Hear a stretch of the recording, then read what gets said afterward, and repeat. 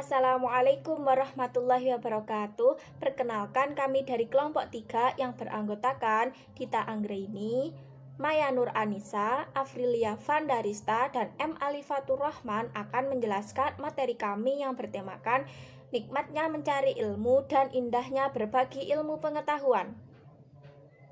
Ilmu merupakan cahaya kehidupan. Ilmu itu diibaratkan seperti cahaya karena menyinari dalam kegelapan yang menunjukkan arah menuju jalan yang ditempuh. Tanpa ilmu, seseorang akan jatuh ke dalam jurang kebodohan. Dengan ilmu, manusia akan memperoleh apa yang ia cita-citakan. Alam raya yang diciptakan oleh Allah Subhanahu wa Ta'ala ini diciptakan oleh Allah dengan penuh berbagai rahasia di dalamnya, seperti bumi, langit, dan yang ada di sekitarnya adalah bagian dari alam raya yang harus dimanfaatkan untuk kepentingan bersama. Lalu, bagaimana kita dapat mengetahui apa yang terkandung di dalamnya atau mengetahui apa rahasia di dalamnya kalau tidak dengan ilmu pengetahuan? Oleh karena itu, Allah menjadikan manusia sebagai wakilnya di muka bumi ini karena manusia memiliki potensi untuk mengelola, mengurus, dan memanfaatkan alam raya yang Allah Subhanahu wa Ta'ala ciptakan. Menuntut ilmu atau belajar adalah kewajiban setiap seorang Islam. Bahkan wahyu yang pertama kali yang diterima oleh Nabi Muhammad SAW adalah perintah untuk membaca atau belajar. Terdapat pada Quran surat Al-Alaq ayat 1-5. A'udzu billahi minasyaitonir rajim. Bismillahirrahmanirrahim. Iqra bismi rabbikal ladzi khalaq. Khalaqal insana min 'alaq. Iqra wa rabbukal akram.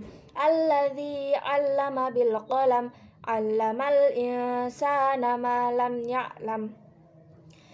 Ayat 1-5 Quran surat Al-Alaq menunjukkan bagaimana Allah Subhanahu wa Ta'ala telah mengutamakan kewajiban membaca bagi hamba-hambanya. Karena dengan membaca setiap manusia dapat memahami, mempelajari, serta menghayati sesuatu yang tidak diketahuinya. Perintah membaca merupakan sesuatu yang paling berharga yang pernah dan dapat diberikan kepada umat manusia. Kewajiban menuntut ilmu bagi laki-laki dan perempuan menandakan bahwa agama Islam tidak membeda-bedakan hak dan kewajibannya. Baik laki-laki maupun perempuan itu memiliki hak dan kewajiban untuk menuntut ilmu. Menuntut ilmu tidak dibatasi oleh jarak dan waktu ya teman-teman. Mengenai jarak, ada ungkapan yang menyatakan bahwa tuntutlah ilmu sampai ke negeri Cina. Mengenai waktu, Islam mengajarkan bahwa menuntut ilmu itu dimulai sejak lahir sampai liang lahat. Di sini saya akan menjelaskan hukum menuntut ilmu. Hukum menuntut ilmu ada dua, yaitu fardu kifayah dan fardu ain. Fardu kifayah adalah apabila orang yang sudah mengerjakannya maka gugur kewajibannya bagi yang lain. Hukum menuntut ilmu fardu kifayah berlaku untuk ilmu-ilmu yang harus ada di kalangan umat Islam sebagaimana juga dimiliki dan dikuasai oleh golongan kafir. Dan yang kedua adalah fardu ain. Fardu ain adalah wajib hukumnya bagi setiap muslim dan muslimah dalam segala situasi dan kondisi untuk mengerjakannya. Dan adapun keutamaan orang yang menuntut ilmu, yang pertama ditinggikan derajatnya di sisi Allah Subhanahu wa Ta'ala, dan yang kedua diberikannya pahala yang besar di hari kiamat. Yang ketiga dijadikannya sedekah yang paling utama. Yang keempat lebih utama daripada seorang ahli ibadah. Yang kelima adalah lebih utama dari sholat 1000 rakaat. Yang keenam diberikannya pahala seperti pahala orang yang sedang berjihad di jalan Allah. Yang ketujuh dinaungi oleh malaikat pembawa rahmat dan dimudahkannya menuju surga. Baik, selanjutnya saya akan melanjutkan penjelasan dari Mbak Afrilia, yaitu mengenai sebab dalil-dalil tentang ilmu pengetahuan.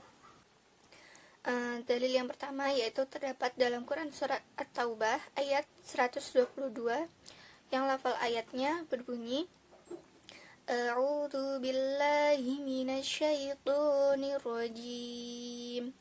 Bismillahirrahmanirrahim. Wa ma kanal mu'minuna liyanfiru kaffah Falaula nafara min kulli firqatin minhum dha'ifatul liyatafaqahu fid dini waliyunziru qawmahum idza raja'u ilaihim la'allahum yahdharun.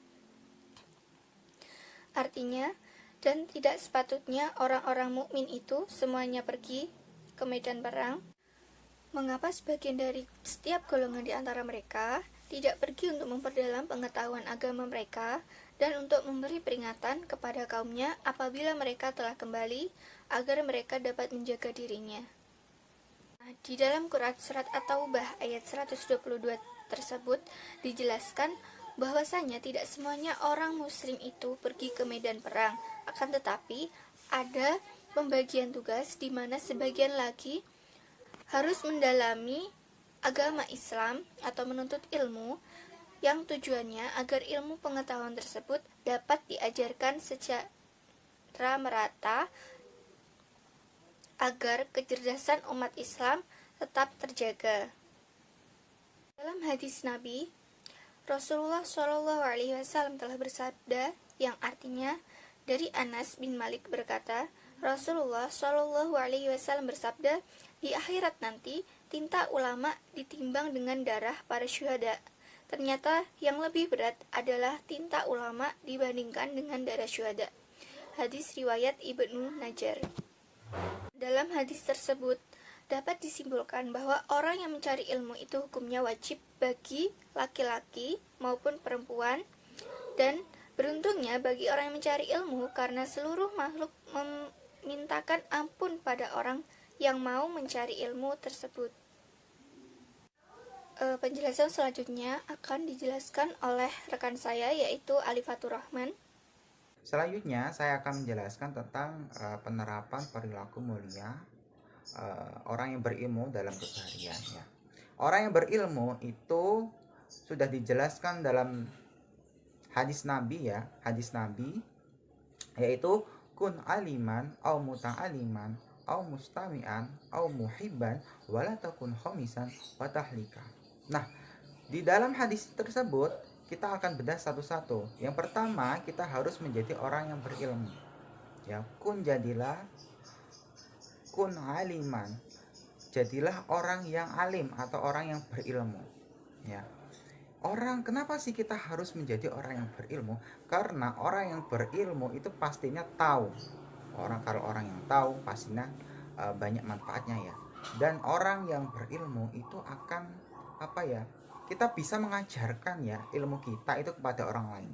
Sehingga banyak orang lain itu juga akan paham. Banyak orang lain juga akan tahu gitu.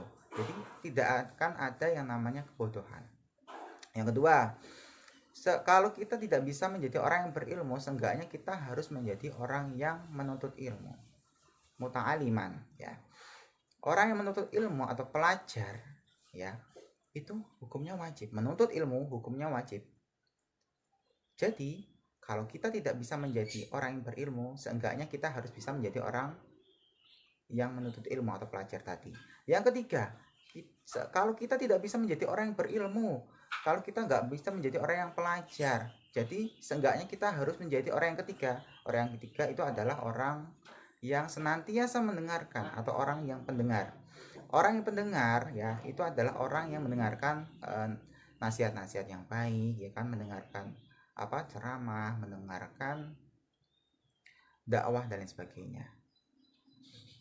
Jadi kita bisa mengambil hikmah dari dakwah tersebut. Kita bisa mengambil hikmah dari ceramah tersebut. dan akan berdampak pada feedbacknya, akan bertambah pada diri kita sendiri menjadi lebih baik lagi. Terus yang keempat nih, kalau nggak bisa menjadi orang yang berilmu, nggak bisa menjadi nggak bisa menjadi pelajar, pun juga nggak bisa menjadi pendengar ilmu, itu kita seenggaknya harus bisa menjadi orang yang bisa mencintai ilmu. Bagaimana contohnya orang yang bisa mencintai ilmu?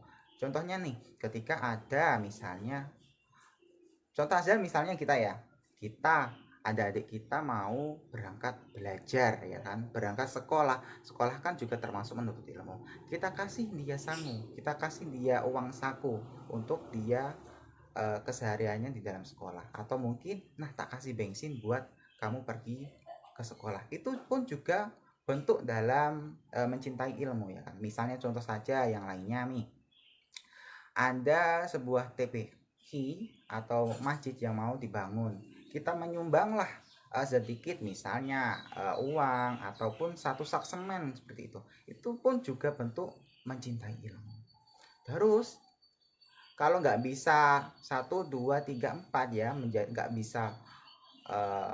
bisa menjadi orang yang berilmu, mu'alim, nggak bisa menjadi orang pelajar atau untuk aliman ya kan, nggak bisa menjadi orang pendengar ya kan, nggak bisa menjadi orang yang menyukai, seenggaknya kita dilarang menjadi orang yang kelima. Orang yang kelima itu adalah orang yang bodoh, orang yang nggak tahu apa-apa. Namanya orang yang bodoh pasti nggak tahu apa-apa kan ya.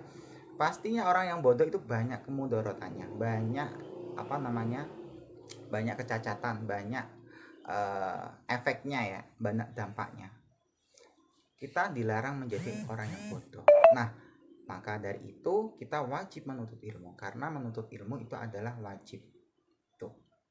Orang yang bodoh itu pasti nggak tahu apa-apa. Dan yang terakhir dalam hadis itu dijelaskan, maka engkau akan celaka. Jadi orang yang bodoh itu pasti akan celaka, baik itu di dunia maupun di akhirat. Maka dari itu kita seenggaknya memiliki sifat 1, 2, 3, 4, 5. Kita harus menjadi orang yang 1, 2, 3, 4, 5. Entah itu menjadi orang yang berilmu, entah itu menjadi orang yang menuntut ilmu, atau pelajarnya, atau enggak kita menjadi orang yang mendengarkan ya, senantiasa mendengarkan ilmu pengetahuan, atau enggak kita bisa mencintai ilmu dengan cara itu tadi ya. Mungkin dari kita kalau ada salah kata ya dalam penjelasan materi, kami mohon maaf yang sebesar-besarnya. Kurang lebihnya mohon maaf. Wabillahi taufiq wal hidayah. Wassalamualaikum warahmatullahi wabarakatuh.